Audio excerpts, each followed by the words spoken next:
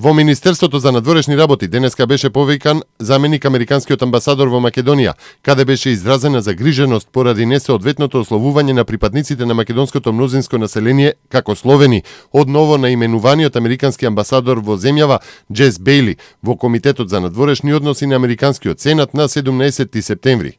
Ваквото ословување, се вели во соопштението, го доведува во прашање идентитетот и ги повредува чувствата на македонскиот народ. Едновремено, несоодветното ословување на македонскиот народ би можело да има негативни импликации на надворешен и на внатрешен политички план, се вели во соопштението од Македонското министерство за надворешни работи.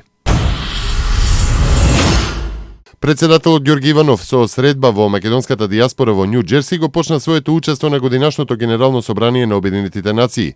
Председателот Иванов и првата дама Маја Иванова присуствуваа на свечената вечера организирана во црквата Свети Кирил и Методи во Њу Џерси. Во своето обраќање пред неколкуте стотици гости, председателот Иванов укажа дека Македонија продолжува да се соочува со негирањата и погрешни перцепции. Председателот Иванов во обраќањето меѓу другото ги повика македонците во Соединетите Американски држави да ги негуваат врските со матичната земја.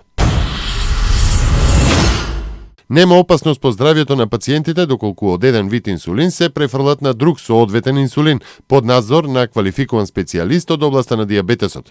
Најважното за пациентите е да имаат добра гликемска контрола, истакнува председателот на научното здружение на ендокринолозите и дијабетолози Татјана Миленковиќ. Во Македонија во моментов, посочува таа, има континуирано снабдување со најсовремена инсулинска терапија од најдобрите светски производители на инсулин. Бензините и дизелот од полнок ќе поевтинат за 1 денар, одлучи Регулаторната комисија за енергетика. Евросупер БС95 чини 77 денари за литар, Евросупер БС98 78,50 денари, а Евродизел ќе се точи за 65,50 денари по литар. Грчкиот министер за надворешни работи Евангелос Венизелос демантираше дека Атина била предупредена од американските власти дека во Грција се врши обука на екстремисти или дека од земјата заминуваат џихадистички борци во странство, пишува весникот Катимерини.